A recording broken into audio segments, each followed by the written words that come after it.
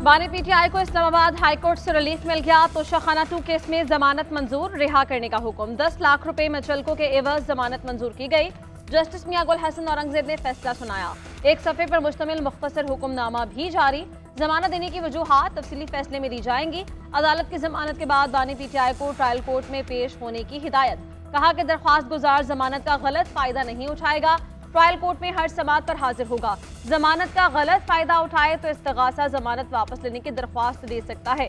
वकील सुलेमान सफदर ने कहा कि बानी पीटीआई के खिलाफ तमाम मुकदमात खत्म हो चुके हैं।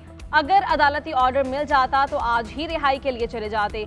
जस्टिस गुल हसन ने इस्तफसार किया कि बानी को कैसे फायदा हुआ। प्रोसिक्यूटर ने जवाब दिया, जब बीवी को फायदा मिला तो शौहर को भी फायदा हुआ। जस्टिस गुल हसन ने कहा, मेरी बीवी की चीजें मेरी नहीं हैं, हम पता नहीं किस दुनिया में हैं। उधर लाहौर में बानी पीटीआई के खिलाफ जिन्ना हाउस हमले में 8 मुकदमात पर जमानत की दरख्वास्तों पर समाअत 30 नवंबर को होगी।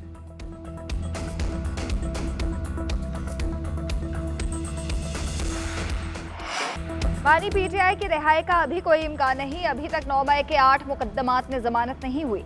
वफाकी वज़ीर इत्तलात अत्तार ने बता दिया। GNN से गुफ्तगू में कहा, तोशाखाना 2 केस में बानी की जमानत हुई है। मुकदमा अभी चल रहा है। मुकदमे के लिए बहुत शवाहिद हैं। ट्रायल कोर्ट में केस आगे बढ़ेगा तो जमानत भी हो सकती है। मुज़ाकरात के हवाले से सवाल के जवाब में कहा, मुज़ाकरात अगर हुए भी तो पीटीआई के पुरअमन रहने की जमानत कौन देगा। ये बात सबको पता है कि 9 मई के अहकामात पीटीआई की आदत नहीं दिए थे। विफाकी वजीर एहसन इकबाल बोले, बानी पीटीआई को 190 मिलियन पाउंड केस में बेगुनाही साबित करनी पड़ेगी। अगर मुलविस है तो सजा भी होगी। तहरीक इंसाफ का एजेंडा ही पाकिस्तान की तरक्की को रोकना है। इनकी पार्टी में कुछ समझदार लोग हैं जो इन्हें इंतशार की सियासत से रोकेंगे।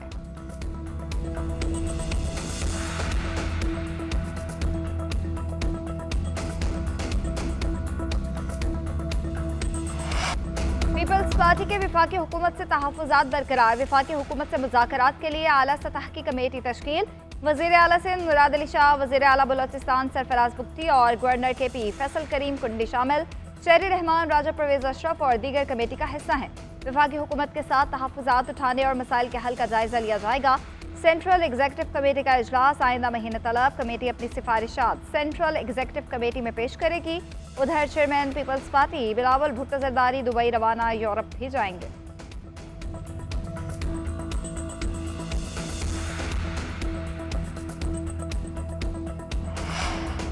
पीटीआई की एहतजाज की कॉल, हुकूमत भी निमटने के लिए तैयार। इस्लामाबाद में रेंजर्स और FC तैनात करने की मंजूरी। वज़ारत दाखिला का कहना है कि रेंजर्स और FC को इंसदादे दहशतगर्दी एक्ट के तहत इख्तियारात हासिल होंगे। अमन अमान के मामले पर विफाकी पुलिस की मुआवनत करेगी। चीफ कमिश्नर इस्लामाबाद ने वज़ारत दाखिला को रेंजर्स तैनाती के लिए मुरास्ता भिजवाया था। उधर पंजाब पुलिस का भी अमन अमान की सूरत हाल खराब करने पर सख्ती से निमटने का फैसला। पंजाब भर से 10,700 की नफरी स्टैंड बाई कर दी गई। पाकिस्तान तहरीक इंसाफ ने ताहाल एहतजाज की इजाज़त ना ली। इस्लामाबाद इंतजामिया को एहतजाज, धरने, जलसे या इज्तिमा के लिए कोई दरख्वास्त जमा नहीं करवाई गई।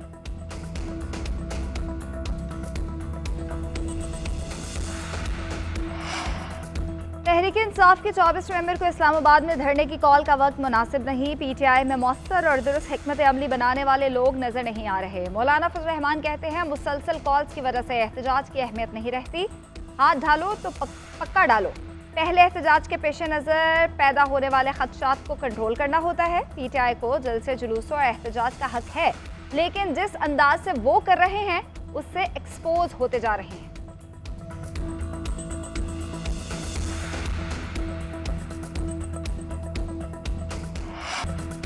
नंद और भावच की लड़ाई को जिहाद बना दिया गया। कैदी को छोड़ना कौन सा जिहाद है। पंजाब में ही आग लगानी है तो KP में लगाएं। बानी पीटीआई के कहने पर सानिहा 9 मई हुआ। इनका काम ही जलाओ, घेराव और फसाद करना है। पंजाब के सीनियर वजीर मरियम औरंगजेब के वार कहा कि इनकी जमात में सब सोच रहे हैं कि नंद की साइड ले या भाभी की। 24 तारीख को फैसला हो जाएगा कि पीटीआई फ्रेंचाइज किसके पास जाएगी। वज़ीर इत्तलात पंजाब अज़म बुखारी की भी सख्त वार्निंग। कहा, रियासत के खिलाफ जिहाद के लिए आने वालों के खिलाफ वही इक़दाम उठाएंगे जो दहशतगर्दों के साथ किए जाते हैं। तहरीक इंसाफ के पास प्लान A, B और C है तो रियासत के पास पूरी ABC है।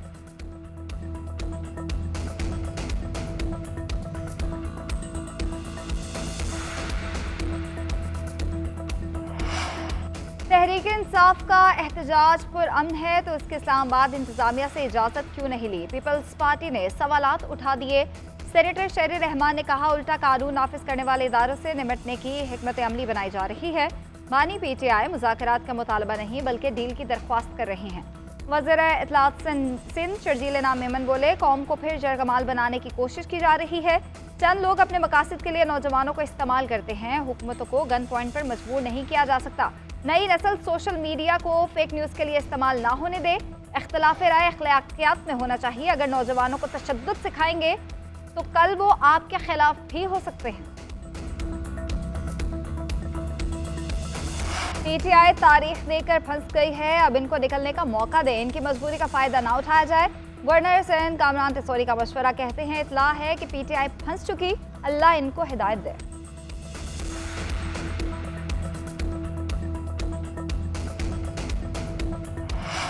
फितना ख्वारिज को बहुत सख्त कीमत अदा करनी पड़ेगी। कौमी क़यादत का दहशतगर्दी के खात्मे तक जंग जारी रखने का ऐलान। सदर मुमलिकत वज़ीर आज़म समेत कौमी क़यादत की बदू में खारजियों के हमले की मज़म्मत।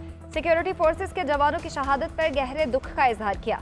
सदर आसिफ अली ज़रदारी ने कहा पूरी कौम मादर वतन की सलामती के लिए जाम शहादत नोश करने वालों को सलाम पेश करती है। वज़ीर आज़म शहबाज शरीफ ने कहा कौम के बेटों की कुर्बानियाँ हरगिज़ जायगा नहीं जाने देंगे। वज़ीर दाखिला मोहसिन नकवी और वज़राए आला समेत सियासी क़यादत का भी शहदा को खराज अकीदत।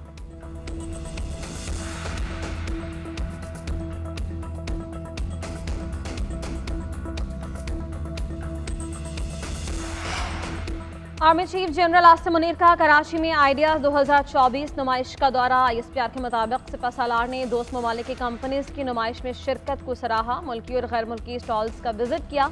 नुमाइश करंदगान की हौसला अफजाई की। आर्मी चीफ ने फौजी हुकाम और दिफाई मंदूबीन से बातचीत भी की। आइडियाज़ दिफाई नुमाइश में 36 ममालिक की कंपनीज शरीक हैं। 333 आलमी और 224 मुल्की कंपनीज ने स्टॉल्स लगाए। नुमाइश में 3 बगैर पायलट तैयारा तवज्जो के मरकज बने रहे।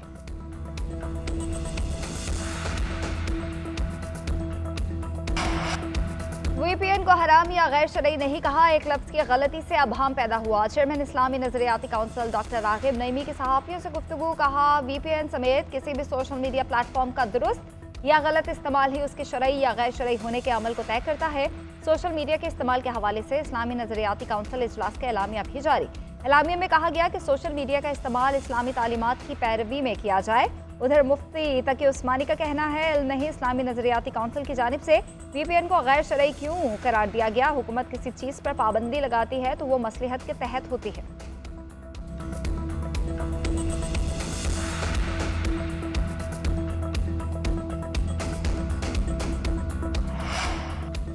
जस्टिस अमीनुद्दीन खान के ज़रिए सदारत आईनी बेंच कमेटी का तीसरा इजलास। आईनी बेंच की कारकर्दगी और शफाफियत को बेहतर बनाने के लिए अहम इक़दामात पर गौर। एलामिया के मुताबिक जस्टिस आयशा मलिक को सिविलियंस के मिलिट्री ट्रायल से मुताल्लिक़ अपीलों के लिए बेंच का हिस्सा नहीं बनाया जाएगा।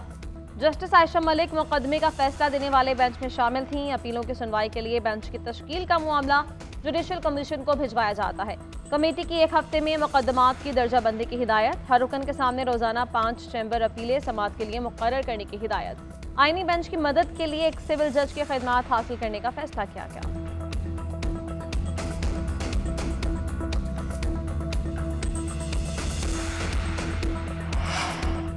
जजेस और ब्यूरोक्रेट्स को प्लॉट्स अलॉटमेंट का केस। सुप्रीम कोर्ट ने इस्लामाबाद हाई कोर्ट का फैसला कलअदम करार दे दिया। जस्टिस सतर मिनल्ला का बतौर chief justice Islamabad high court फैसला गैर आईनी और इख्तियारात से तजावुज़ करार। जस्टिस आयशा मलिक ने 14 सफ़ात पर मुश्तमिल फैसला तहरीर किया।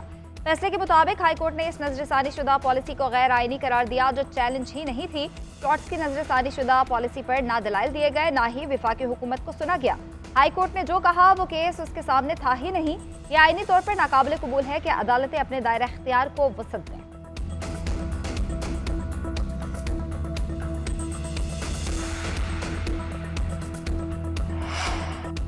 सुप्रीम कोर्ट का बलूचिस्तान के हल्का PB 45 के 15 पोलिंग स्टेशन पर दोबारा गिनती का हुक्म। अली मोहम्मद जत्तकी ट्राइब्यूनल के फैसले के खिलाफ अपील खारिज। जस्टिस अकील अब्बासी ने रिमार्क्स दिए इस केस में इल्जाम फॉर्म 45 और 47 में तजाद का है।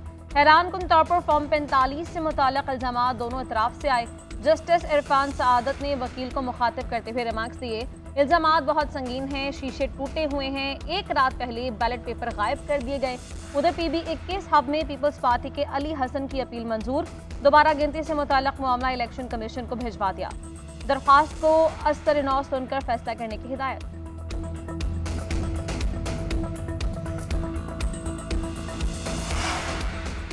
भारतीय दबाव मुस्तरद, पाकिस्तान क्रिकेट बोर्ड अपने मौक़िफ़ पर कायम, हाइब्रिड मॉडल किसी सूरत तस्लीम नहीं किया जाएगा। डेडलॉक के बायस चैंपियंस ट्रॉफी के ऐलान में मजीद ताख़ीर का इम्कान। ज़राए के मुताबिक स्टेक होल्डर्स ने लचक दिखाई तो शेड्यूल का ऐलान 1 से 2 दिन में हो सकता है। ब्रॉडकास्टर्स और कमर्शियल पार्टनर्स को भी भारी माली नुकसान का खदशा। ब्रॉडकास्टर्स ने पाक भारत मैच न होने पर कानूनी चाराजोई से आगाह कर दिया। ICC जेशा की जिम्मेदारी संभालने से पहले शेड्यूल जारी करने का ख्वाहिशमंद है। भारतीय मीडिया ने दावा किया था कि भारतीय क्रिकेट बोर्ड ने ICC को हाइब्रिड मॉडल पर राजी कर लिया है, दीगर बोर्ड से भी बातचीत कर ली है।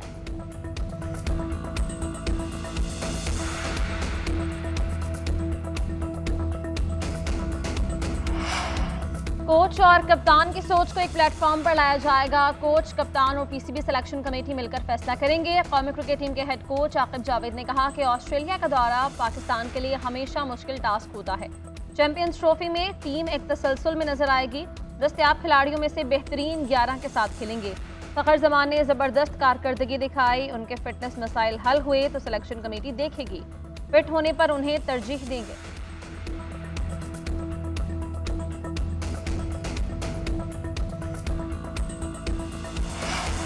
वज़ीर-ए-आज़म शहबाज शरीफ से सेनेटर इरफान सिद्दीकी की मुलाकात। इरफान सिद्दीकी ने कायमा कमेटी अमूर खारजा के हवाले से ब्रीफिंग दी। सेनेट में पार्लिमानी पार्टी की कारकर्दगी से भी आगाह किया।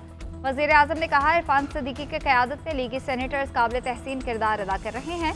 वफाकी अलामत होने से मुतालिक ऐवान बाला को कौमी यकजहती और सूबाई हम आहंगी में मुतहरिक किरदार अदा करना चाहिए। ऐवान में मौजूद तमाम दूसरी जमातों के साथ मजबूत राब्ते रखने चाहिए। आज के दौर में मजबूत खारिजा पॉलिसी की अहमियत कई गुना बढ़ चुकी है। तवक्को है इरफान सिद्दीकी की सरबराही में सेनेट की कायमा कमेटी बराए अमूर खारजा थिंक टैंक का किरदार अदा करते हुए हुकूमत की रहनुमाई करेगी।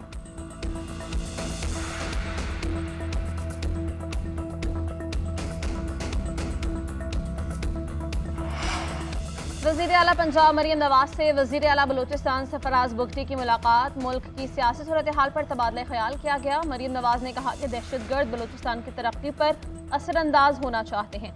बलूचिस्तान की तरक्की दरअसल पाकिस्तान की तरक्की है। दहशतगर्दी के मसाइल के हल के लिए भरपूर मुआवनत करेंगे। सूबाई सतह पर बाहमी ताउन को मजीद फरोग देंगे। पाकिस्तान में तरक्की का सफर जारी और सारी रहेगा।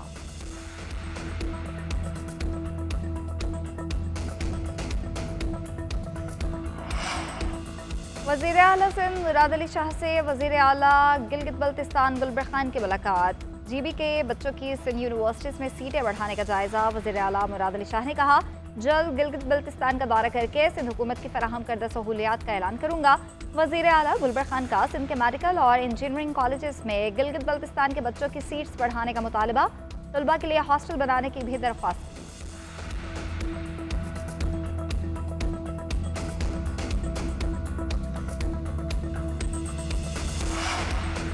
जिस जिला में फसलों की बाकियात जलाई गई वहां के डिप्टी कमिश्नर का तबादला कर दिया जाए। लाहौर हाईकोर्ट की हिदायत। स्मोक के तदारों के लिए हुकूमती इक़दाम पर इत्मीनान का इजहार। दुराने समाज जस्टिस शाहिद करीम ने रिमार्क्स दिए, कमर्शियल एरिया और मार्केट्स पूरे साल रात 8 बजे बंद हो जानी चाहिए। स्कूल बसेस का बंदोबस्त ना करने वाले स्कूल्स को सील कर देंगे। ये सारे काम अगली नस्ल पर एहसानात होंगे। स्मोक कम होने का क्रेडिट हुकूमत और इदारों को भी जाता है। आपने ट्राइब्यूनल की परवाह नहीं करनी, अपनी कार्रवाइयाँ जारी रखें। जुर्मानों की रकम बढ़ाने के लिए हुकूमत को कानून साजी करनी चाहिए। रहीम यार खान की फ़ज़ा आज भी जहर आलूदा। 550 एयर क्वालिटी इंडेक्स के साथ पाकिस्तान का आलूदा तरीन शहर।